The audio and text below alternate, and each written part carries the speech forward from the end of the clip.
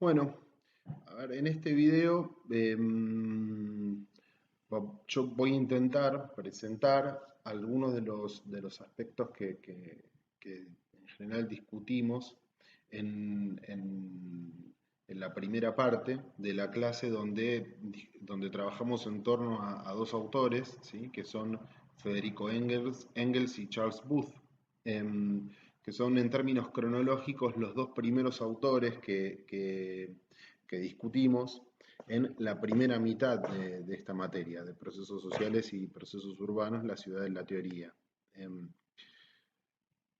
digamos, es importante decir para eso que en esta primera mitad de la materia lo que vamos a ir realizando es un recorrido entre los diferentes referentes, las diferentes escuelas y las distintas corrientes del pensamiento social en general y del pensamiento sociológico en particular, para en ese recorrido ir reconstruyendo de algún modo los modos, ¿sí? De alguna manera, los modos en que cada una de estas corrientes, en que cada uno de estos autores abordó a la ciudad, ¿sí? Y al espacio urbano como un objeto de reflexión, ¿sí?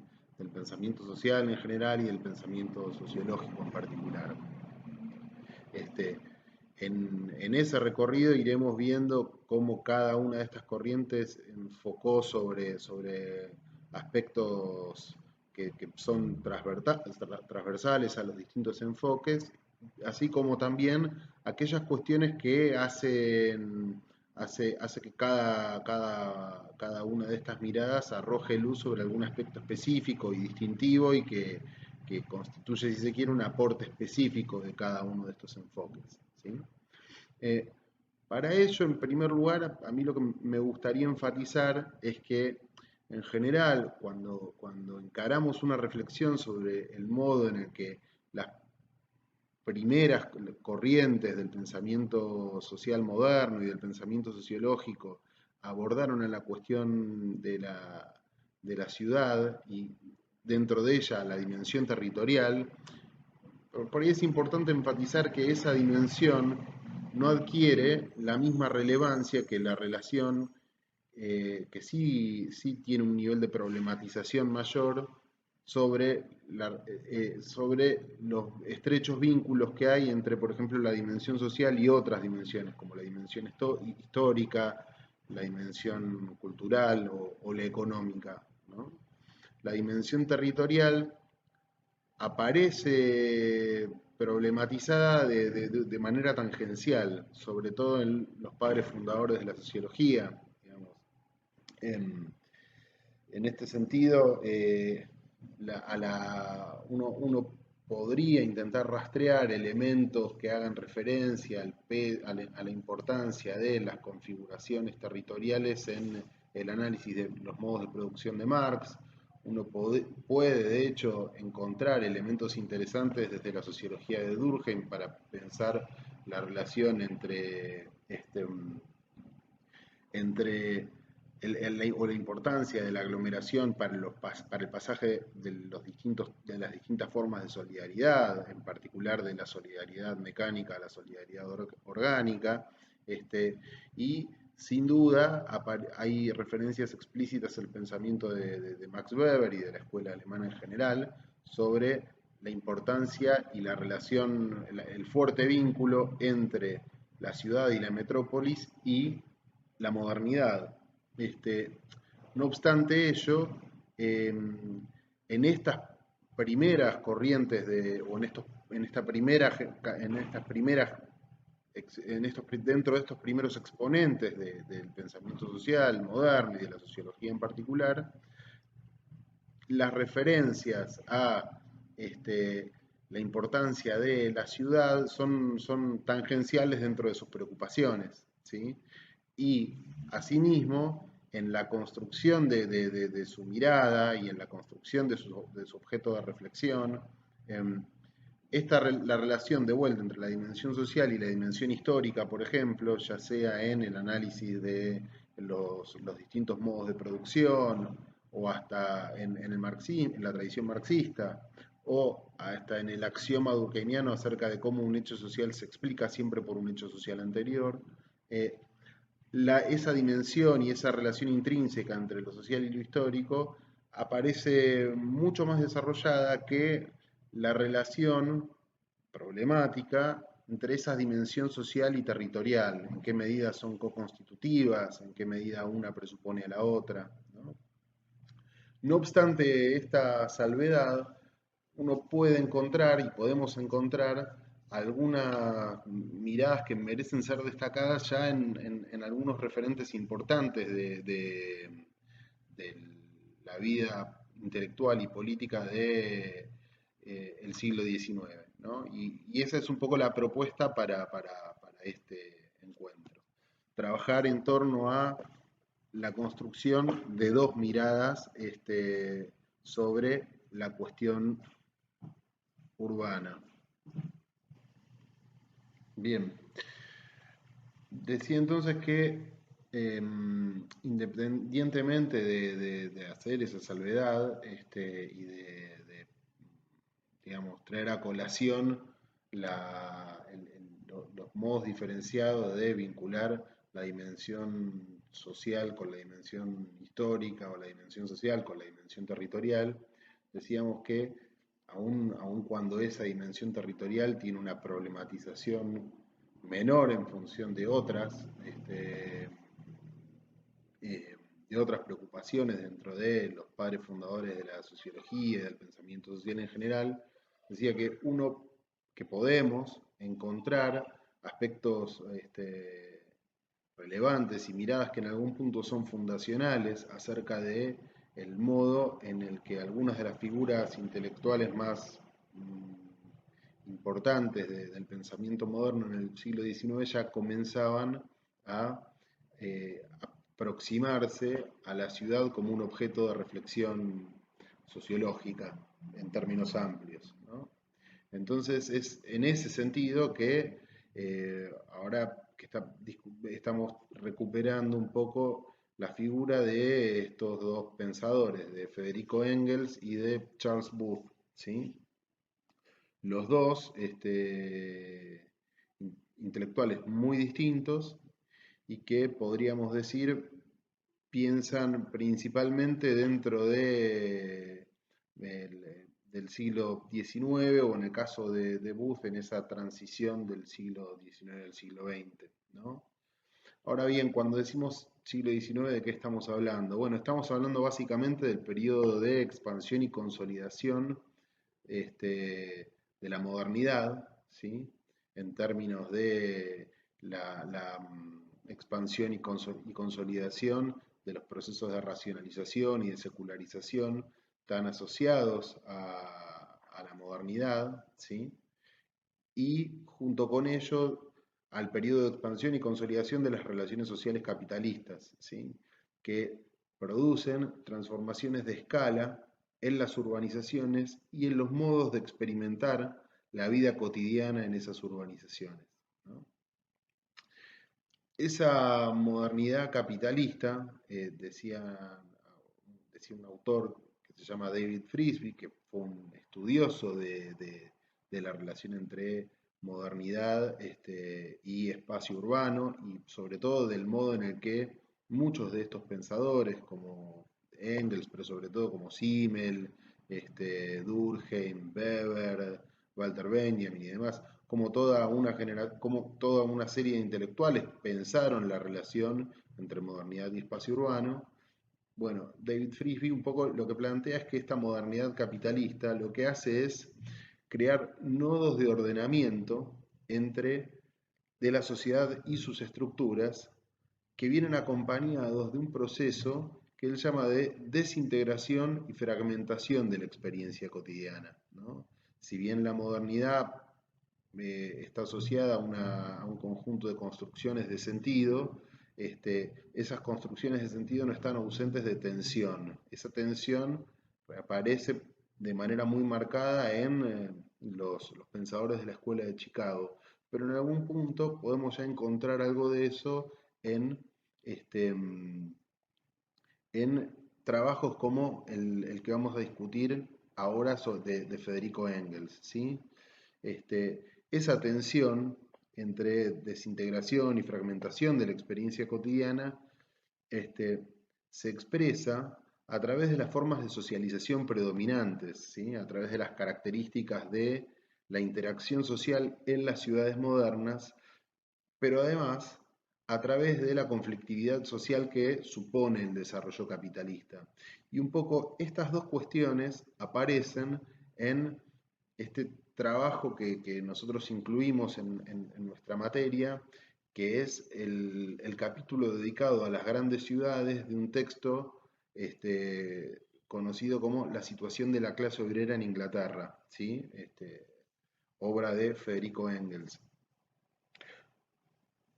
Para empezar a poner algunas cuestiones en común de ese texto de Engels, hay dos o tres cuestiones que es importante destacar.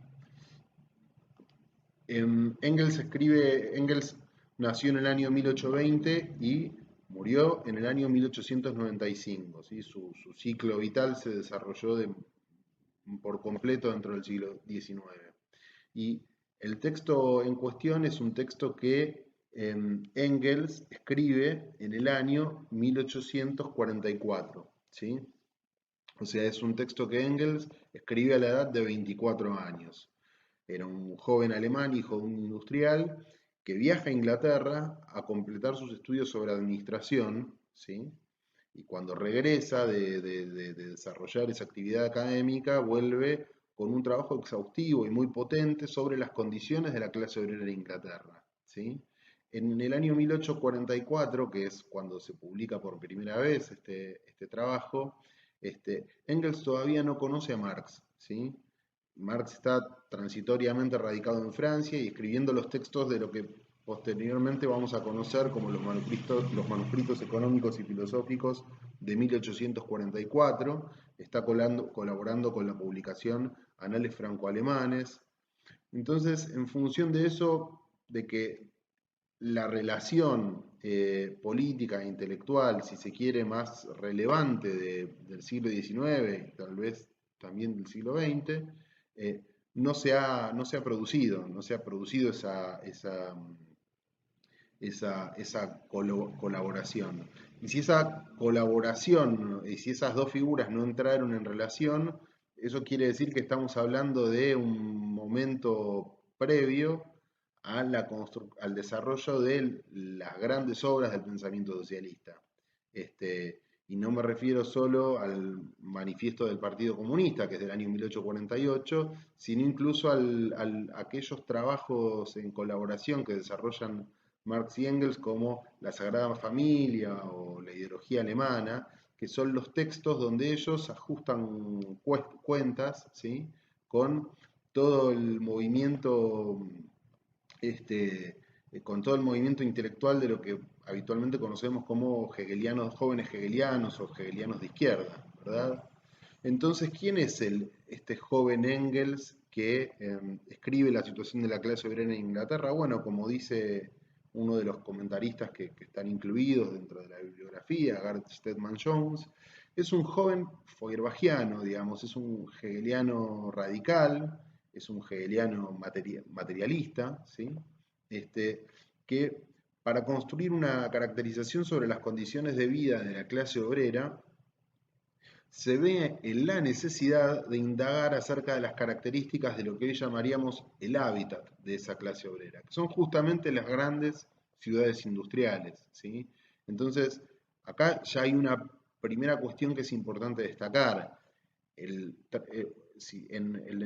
un trabajo que identificamos como fundacional del modo en el que el pensamiento social moderno aborda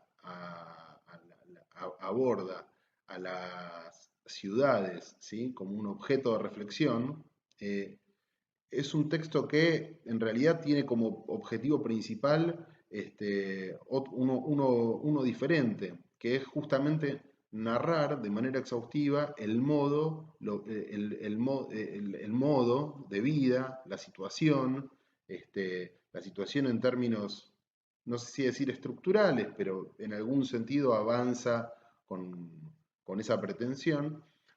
¿Cuál es la situación de esa clase obrera en Inglaterra. Su eje es ese, su norte y su preocupación intelectual está allí. Y para hablar de eso es que indaga acerca de qué está pasando en esas grandes ciudades este, industriales inglesas, ¿no? Entonces, hay, y en esto retomo algunos de los aspectos desarrollados en el trabajo de Gareth Stedman Jones, ahí lo que es interesante es ver cuál es el dispositivo conceptual desde donde este Engels, que es un joven feuerbachiano, digamos, este, desde donde él construye esta caracterización de las grandes ciudades inglesas, ¿no? Y entonces hay un trabajo interesante acerca de cómo en todo ese capítulo sobre las grandes ciudades se despliegan, ¿no? Distintas categorías, ¿sí? Que son propias de ese pensamiento hegeliano o feuerbachiano, ¿no?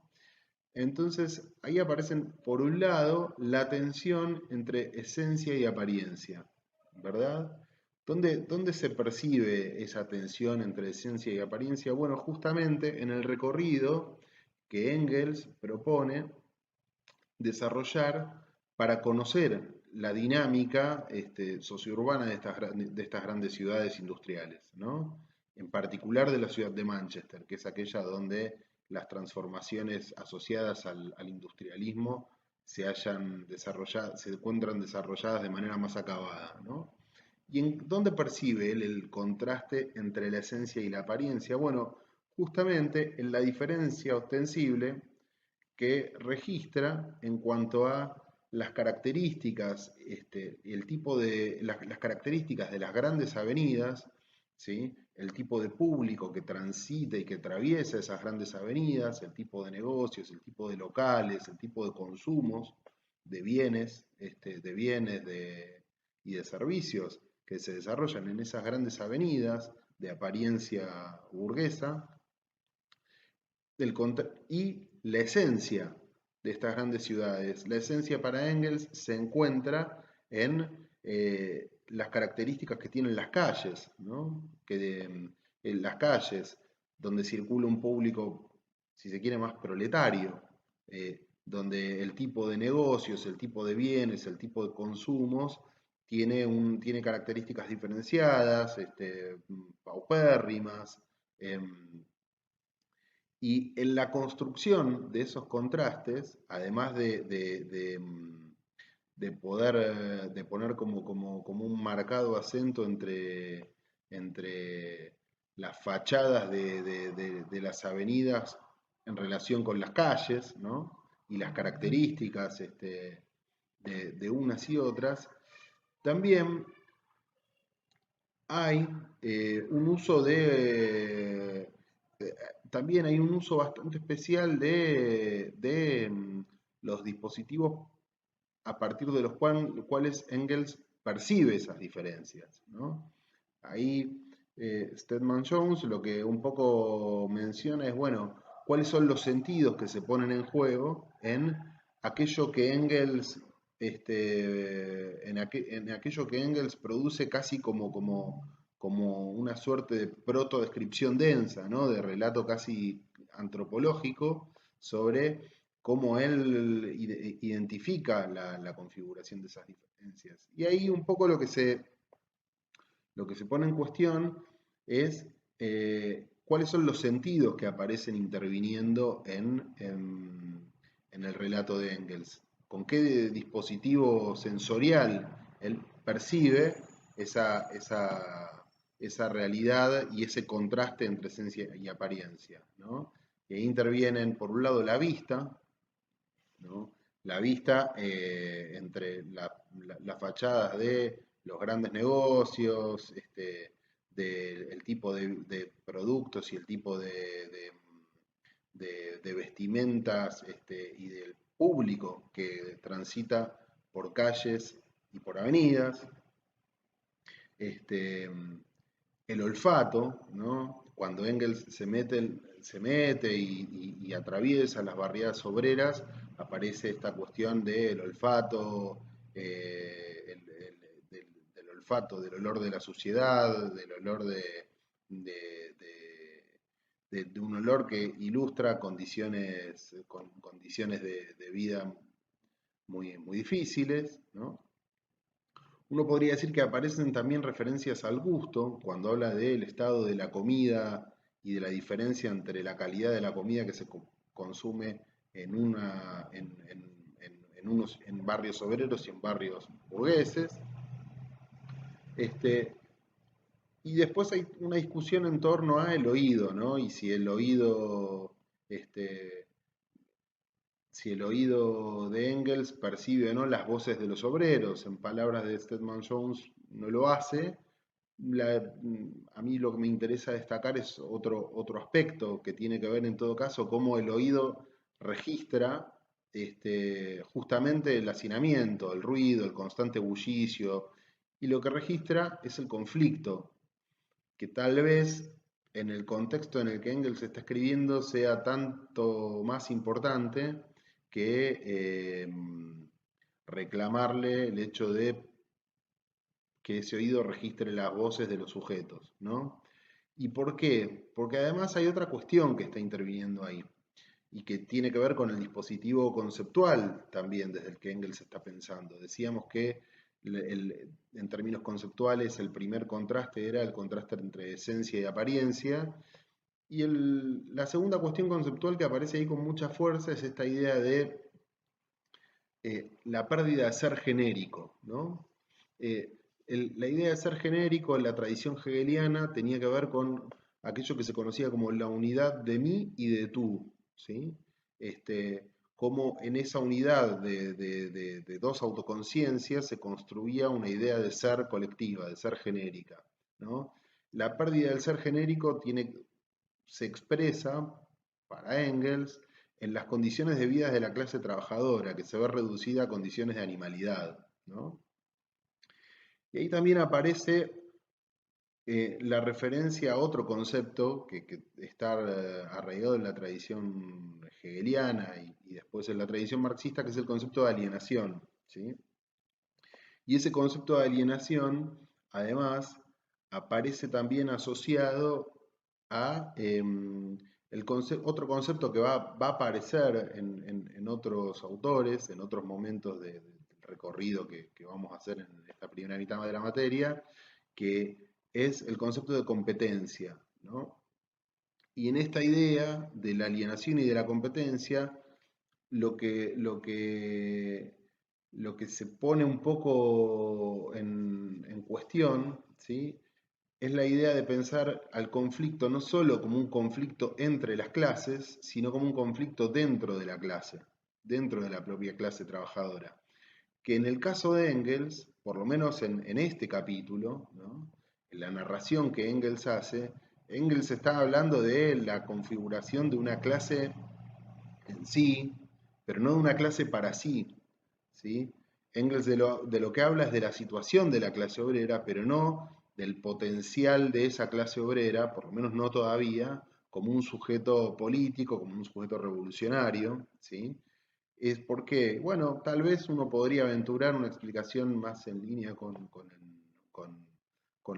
interpretaciones como la de Edward Thompson, ¿no? Digo, si la clase es un gerundio, si la clase es un devenir, este, bueno, estamos hablando de una clase que está en proceso de conformación en términos subjetivos, que está sin duda anclada en una realidad material, y esa realidad material tiene todas estas características, ¿no? De pérdida del ser genérico, de alienación, de condiciones de vida reducidas a la animalidad, de diferencias en torno incluso a la identidad nacional de esa clase trabajadora, ¿no?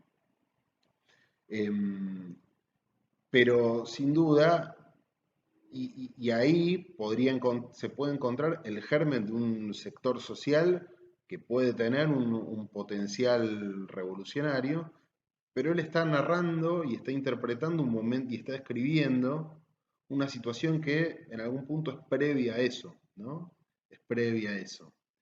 Y Bueno, y decíamos entonces, ahí está presente ese dispositivo conceptual. Uno podría decir, bueno, ¿y cuál es el dispositivo metodológico que acompaña el dispositivo conceptual de esas categorías feuerbachianas? Bueno, decíamos que por un lado está la observación, pero la observación articulando un registro sensorial bastante completo, ¿no? Donde intervienen la vista, el gusto, el olfato, el tacto, ¿no? Cuando habla este, cuando habla del el barro de las calles y demás. Eh, y podríamos decir también el oído, aunque abriríamos una polémica con algunos de los comentaristas. También eso se combina con el uso de fuentes secundarias. Hay en el texto de Engels muchas referencias a este, registros oficiales, de visitadores sociales, de médicos y demás, y hay referencias también a registros estadísticos, ¿no? Uno podría decir, se articulan estas dos cuestiones, pero lo interesante en todo caso es que en el registro de Engels, salvo por esa suerte de mapa que dibuja de mapa medio rústico que dibuja en un momento y de la vista que tiene de la ciudad de Manchester parado desde arriba de un puente, en general la observación se despliega caminando la ciudad, ¿no? Entonces, ahí, digamos, haciendo como ese cierre sobre el tipo de mirada que construye Engels en este texto de 1844, es que nos parece interesante contraponer esta perspectiva con aquella desarrollada por Charles Booth, ¿sí? Em, Charles Booth es una figura bastante mm, particular, ¿no? Charles Booth fue una suerte de filántropo, em, sí, reformador social, digamos, nacido en una familia burguesa, un poquito con burguesa barra aristocrática, ¿sí? Eh, que se desarrolló como industrial, como comerciante. Booth nació en el año 1840 y, y murió, perdón, en 1916, es casi un contemporáneo de Durkheim, de Weber. Em, de Simmel, ¿no? Em, y Booth fue podríamos describirlo como una suerte de liberal con, con una mirada reformista, ¿no? Que esa mirada además participa de un momento reformista que atraviesa la sociedad victoriana en las últimas décadas del siglo XIX frente a la creciente, este, la creciente conflictividad obrera y a la creciente importancia que adquiere la cuestión social en la agenda pública, ¿no? Primero por el desarrollo y la consolidación de un sector que vive en situaciones de pobreza dentro de las grandes ciudades, y por otro lado por la conflictividad que está asociada a eso y a la creciente presencia del movimiento obrero organizado y de los partidos socialistas, socialdemócratas y demás. En ese marco en el que hay como mucha discusión en torno a la cuestión de la pobreza y a la cuestión de la pobreza en la ciudad, eh, Booth, que había tenido un intento de participación en política medio frustrante, quiso ser candidato por el Partido Liberal, perdieron, no tuvo éxito frente a la avanzada de los Tories, de los conservadores. Booth en el año 1886 aproximadamente, encara el proyecto de desarrollar, ¿sí?, un análisis estadístico minucioso sobre cuáles son las características de la pobreza en la ciudad de Londres, ¿no? la premisa de la que parte Booth es de que se habla mucho de la pobreza, pero se habla desde una mirada sensacionalista y sin tener, sin poder contar con un análisis riguroso acerca de cuáles son las características de esa clase obrera y sobre todo de la gente que vive en situaciones de pobreza. Entonces él lo que plantea es que hay que desarrollar un análisis estadístico serio, minucioso, que permita poder identificar las características, ¿sí?, y las distintas situaciones que integran aquello que habitualmente se llama la pobreza, ¿no? Para, en función de eso, poder diseñar dispositivos de política pública adecuados a las diferentes situaciones que integran aquello que se llama pobreza de manera genérica, ¿no? Em, para eso, ahí en la filmina que estamos viendo ahora, se pueden ver, ¿sí?, Eh, aquello que se pueden ver en primer lugar, aquello que Booth desarrolló como producto, que es ese trabajo que se llama Vida, vida y obra de la población en Londres, ¿sí? Y si se ven, si se fijan, ahí se puede ver un mapa que tiene como distintos tonos, ¿sí?, que tiene como distintos colores, ¿verdad? Esos colores tienen que ver con lo que se observa en esta segunda filmina, que es el modo en el cual Booth planteó desarrollar un análisis sobre las características sociodemográficas de la población en Londres para poder hacer hincapié en en las características de la población en situación de pobreza. Entonces, Booth básicamente lo que desarrolló fue un sistema de clasificación que en términos de método, de nuestra método 1, sería de categorías exhaustivas y excluyentes, ¿no? Entonces, Booth primero estableció una primera barrera diferencial entre la población pobre y la no pobre, ¿no? A su vez, cada una de esas categorías se dividían en dos, ¿sí? Y cada una de esas cuatro categorías se dividía en dos. Y eso desarrollaba, si se quiere, una suerte de gradiente de clasificación de 8 categorías, ¿no? Entre las que se aglomeraban a la población acomodada, a la población de clase media alta y clase alta, los sectores medios, los sectores medios o medios bajos, este, sectores en los que se mezclaban clase trabajadora con ingresos estables pero escasos, otros sectores pobres, otros muy pobres, ¿sí?, con ingresos casuales, intermitentes, y otros que directamente obtenían ingresos de la actividad ilegal, ¿no? A cada una de esas categorías le asignaba un color, ¿sí?, unificando a los sectores medios altos y altos en una única categoría a la que se le asignaba el color amarillo, el color rojo para los sectores medios, el color rojo para los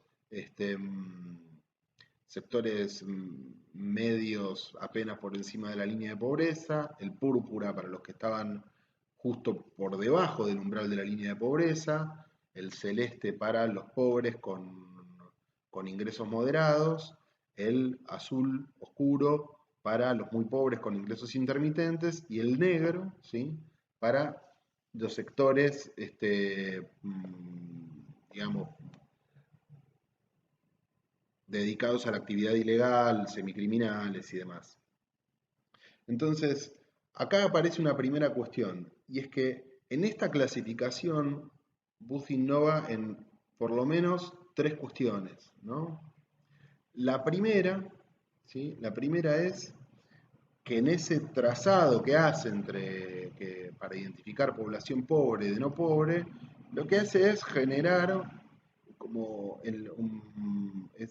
generar de manera pionera el indicador de lo que hoy llamamos línea de pobreza, ¿sí? En algún sentido, la línea de pobreza es deudora de este estudio y de este desarrollo metodológico de Booth, ¿sí? En segundo lugar, la asignación de colores, ¿sí? Estaba asociada con la pretensión de Booth de no solo construir el dato estadístico, y de clasificarlo de una manera minuciosa, sino de mapearlo, diríamos hoy, de georreferenciarlo, en una época en la que, por supuesto, no había sistemas de información geográfica. Lo que había era el desarrollo minucioso de trasladar al plano, ¿sí? Porque ni siquiera es al mapa, sino estamos hablando ya, podríamos hablar casi que de planos, y ahora voy a decir por qué, esta construcción de categorías utilizando justamente los colores. ¿Y por qué digo de plano y no de mapa?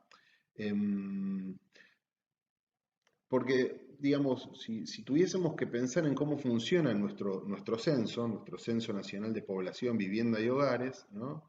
El censo se divide en distintas unidades geográficas, ¿no? Tenemos datos, pensemos en el dato de población, por ejemplo. Tenemos la población para el total del país, la población para las jurisdicciones provinciales, ¿sí? La población a nivel de partido o departamento, y la población a nivel de radio censal, ¿sí? La unidad mínima de desagregación de la información del censo es el radio censal. Después vienen el segmento y demás, pero que son unidades son recortes de relevamiento, ¿sí? No de publicación de la información, por lo menos no hasta ahora.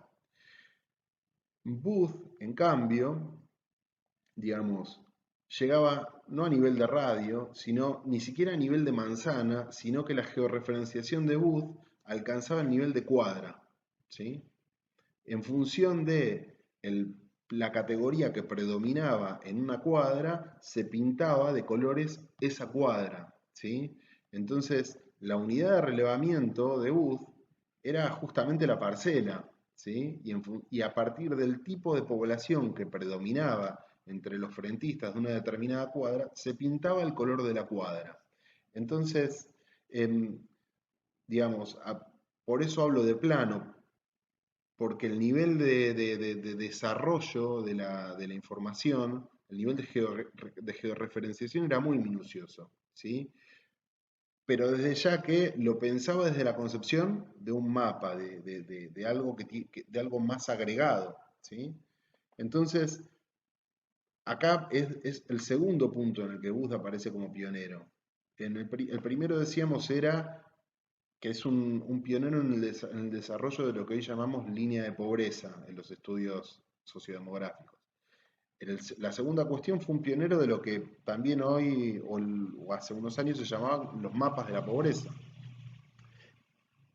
o podríamos decir la georreferenciación de información sociodemográfica.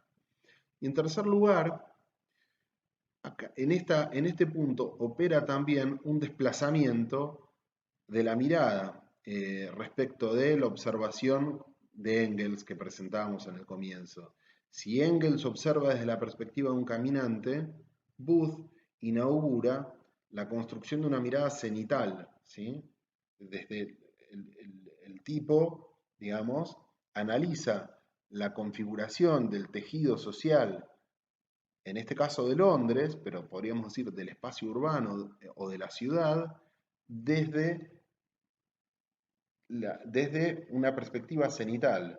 Y lo que mira ya no es y lo que mira es el mapa, ¿sí? Es esa imagen como si fuese desde el aire, ¿no? Desde el aire.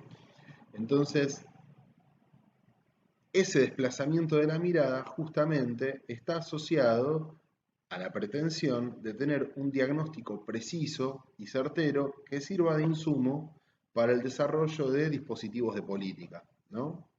Y en función de eso, Booth también sugiere cursos de acción, ¿sí?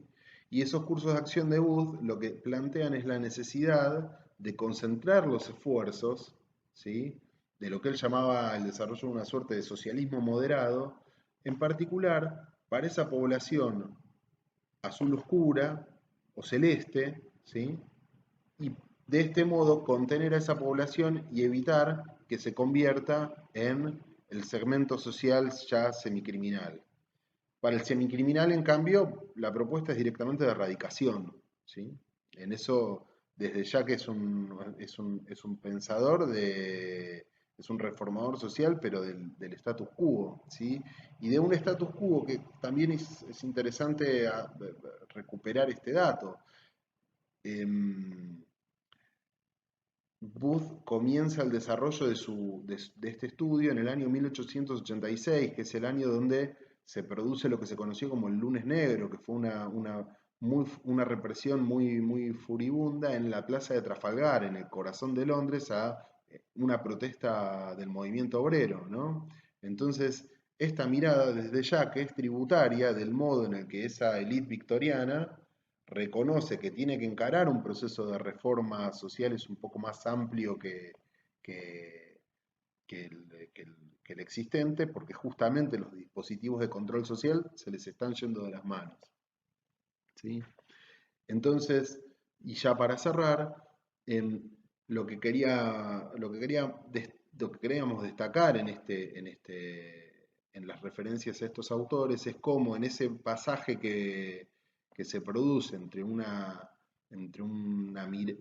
mirada desarrollada en la primera mitad del siglo XIX y una mirada desarrollada en la segunda mitad de ese siglo XIX, lo que se ve es el pasaje, ¿no? Es ese pasaje de perspectivas, en el que uno podría decir, bueno, se perciben en algún punto ese, esa consolidación del capitalismo industrial y sus efectos sobre vastos sectores de la población. Este, Se percibe el potencial de esa clase obrera emergente y también ciertos modos y cierta sofisticación de los instrumentos, ¿sí? De construcción de información estadística, cierta consolidación de lo que va a ser clave durante el siglo XX, que es el desarrollo de un instrumental asociado a la investigación social, ¿no? Y en este pasaje, digamos, también nos deja planteadas algunas cuestiones para ir recuperando en encuentros posteriores, que tiene que ver con cómo estas miradas y este cambio de perspectiva, ¿sí? No solo tiene que ver con instrumentales metodológicos y con dispositivos conceptuales o con matrices epistemológicas, sino también con el modo en el que se conciben otro tipo de cuestiones que aparecen eh, con diferente peso en cada uno de los autores en el momento de analizar la relación entre sociedad y espacio urbano, ¿no? Por ejemplo, ¿qué peso tiene la dimensión estatal? ¿Sí? ¿Qué idea de sujeto subyace detrás de cada enfoque? ¿Qué idea de conflicto subyace o está presente o se explicita o aparece implícita en cada uno de estos enfoques? Y en algún punto, ¿qué tipo de relación se produce entre la ciudad como objeto de reflexión sociológico y la teoría y la sociedad en general? Es la ciudad, ¿sí? Una variable que se explica por una teoría social general o por el funcionamiento de una dinámica social más vasta, este, o es la ciudad explica a esa dinámica social general. Bueno, en esa tensión nos vamos a ir moviendo durante todo este cuatrimestre, ¿sí? Espero que haya servido.